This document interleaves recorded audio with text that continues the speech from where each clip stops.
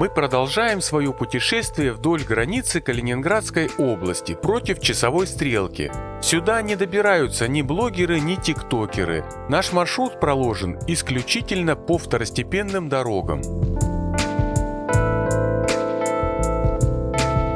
В 1325 году рыцари Тевтонского ордена на холме, окруженном болотами и речкой, на месте прусской крепости Сурвит, начали строительство крепости, получившей название замок Иле. К 1330 году было построено каменное укрепление квадратной формы, окруженное рвом с подъемным мостом и воротами с решеткой. Так был заложен город Пресишейлау. Ныне это приграничный город Багратионовск. Храм веры, надежды, любови и их матери Софии открыт в 1997 году. Располагается на холме, поэтому хорошо виден издалека.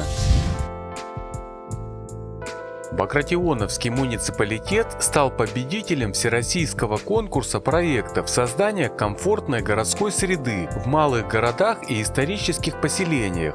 На городском пляже, который в этом году прошел реконструкцию.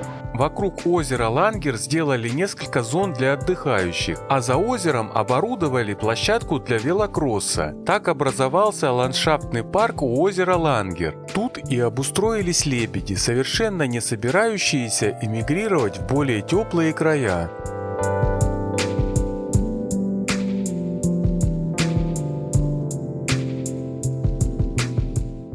Железнодорожная водонапорная башня построена в Пресишейлау в 1938 году и в сечении имеет правильный шестиугольник. В конце 1880-го, начале 900-х годов башни строили с восьмиугольным кирпичным основанием и емкостью, зашитой деревом. Их использовали только на прусских государственных линиях. Такая башня была показана в предыдущей серии в поселке Светлое. Более крупные башни высотой 30 метров и объемом бака 200 кубических метров строили в 1916-1938 годах. Такие же башни расположены в Советске и поселке Чистые пруды.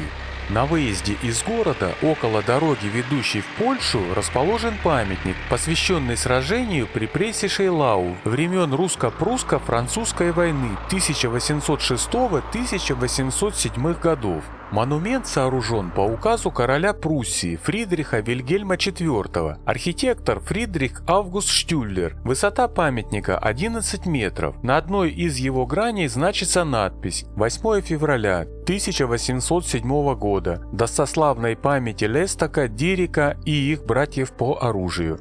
Памятник украшают скульптуры ангелов-хранителей. Памятник заложен в 1856 году. К столетнему юбилею битвы в 1907 году у памятника были установлены два орудия франко-прусской войны.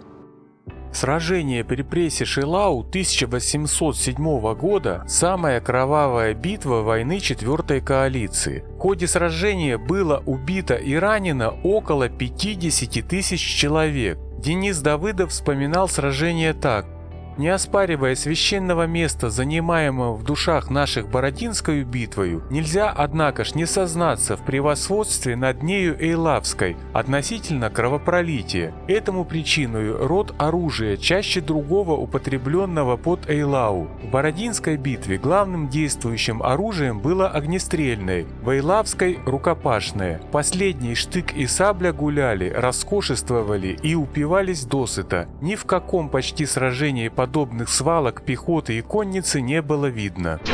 Мы выехали из города Багратионовск.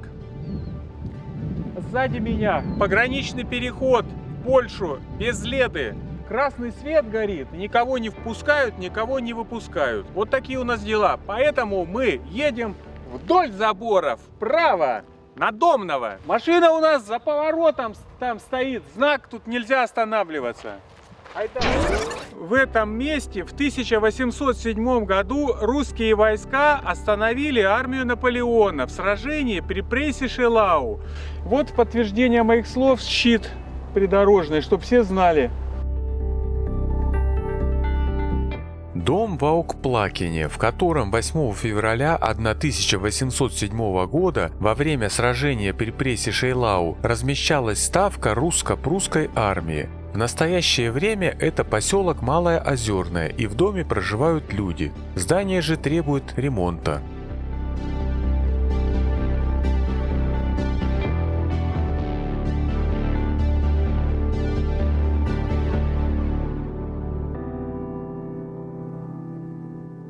Впервые поселение на месте современного поселка Домново упоминается в 1249 году.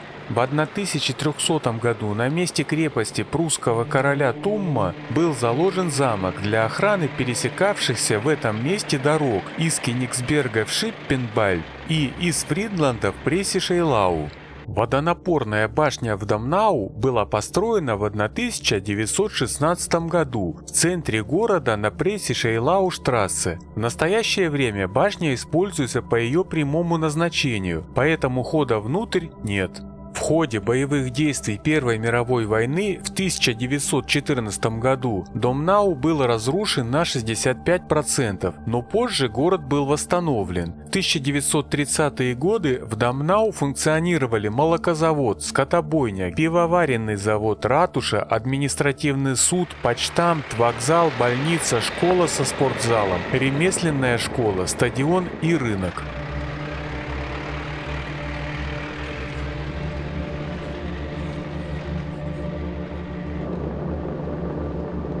В 1321 году на холме на восточном берегу замкового пруда была построена кирха. Простое здание, без хоров, с контрфорсами, построено на гранитном основании, выше которого кирпичная готическая кладка. Колокола для нее были отлиты в 1842 году. Кирхе в Домнау повезло. В боях Второй мировой войны она практически не пострадала. В настоящее время здание не используется. К ночи 30 января 1945 года Домнау был взят войсками 5-й и 28-й армии 3-го Белорусского фронта. Основная тяжесть штурма легла на воинов 30-й гвардейской Иркутско-Пинской стрелковой дивизии. Братская могила советских воинов в поселке Домново. Здесь захоронено более 600 человек.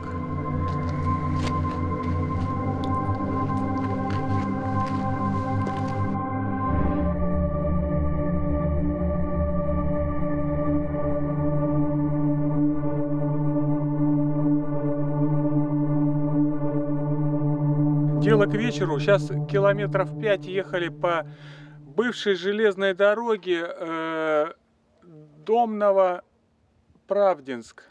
Немецкое, значит, название Домнау, Фридланд. Капец, блин. Умудохались так. Съездов никаких нету, кругом леса, в лесах там темень несусветная. Вот выехали на поле скошенное, остановимся здесь. У нас же кемпер, все-таки автодом. У нас все с собой. Прошу.